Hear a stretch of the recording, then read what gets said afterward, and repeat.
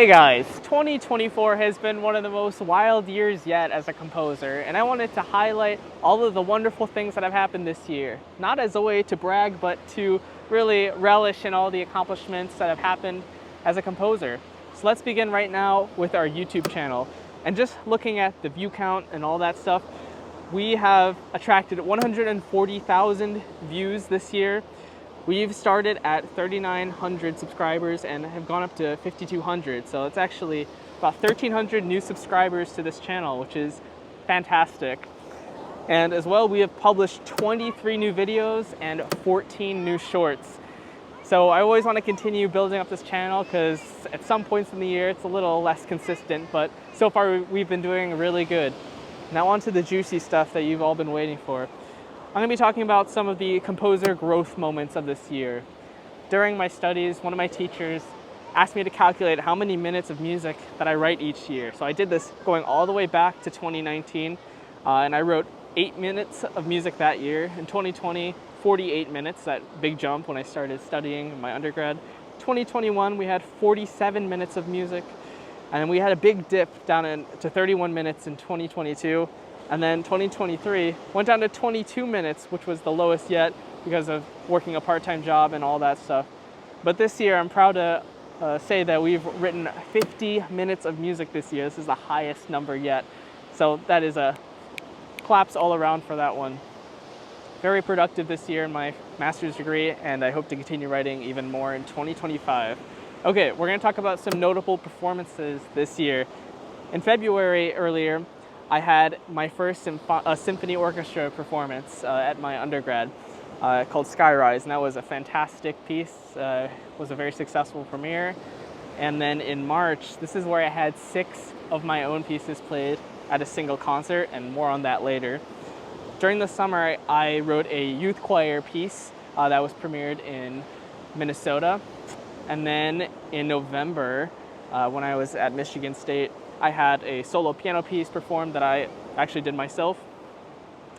In November, we had a piece for SATB choir that was a commission. In December, another SATB choir piece, which was different, that was performed in Illinois. And then in December, another SATB choir piece for a Christmas Eve service. And we're going to talk about those in the next section on the commissions and stuff like that. But speaking of which, I've had 3 commissions this year as a composer. One for youth choir, which I mentioned, and then 2 other SATB chorus pieces. So it was a very big year for writing for choir, and I never really expected that. I originally started writing band music, but choir has been much more popular actually in my own output.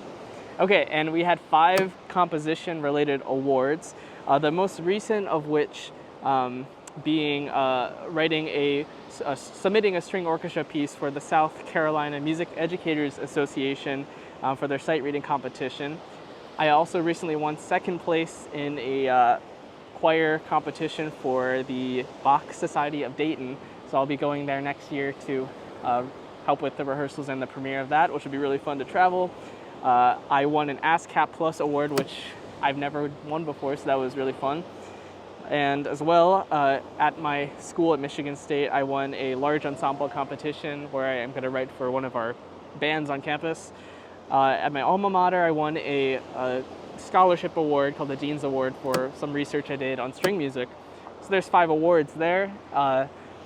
It's always fun. I never really expect to get these things, but it's always cool to see. For conventions, in January, I went to the Illinois Music Educators Association. Nothing really notable happened there. I actually performed there with my school, but nothing super crazy there.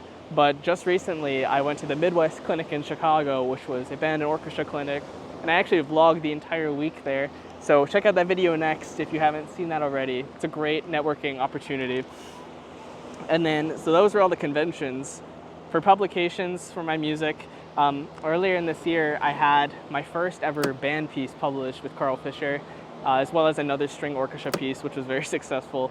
So I'm really glad to continue writing music with Carl Fisher, as well as my first ever song cycle published with North Star Music, which is a leading publisher of art songs. So a really good year for publications as well. And then, of course, the big things here are the life milestones. So, of course, I had my graduation from my alma mater at Bradley University in Illinois. That was a really special moment for me. And earlier that year, I actually had my senior recital for composition, which is where I had those 6 pieces performed all in one night, which is one of the biggest nights for me as a composer. So graduating was a really great experience. And this year was also the time where I got accepted to grad schools for music. So after a lot of discerning with what schools I wanted to apply to and seeing which ones accepted me, I pledged to Michigan State for my master's degree, and I got a full assistantship there to do teaching and things like that. So far it's been an amazing experience. And if you kind of want to know what that's like, I made a vlog about my week in the life there at Michigan State.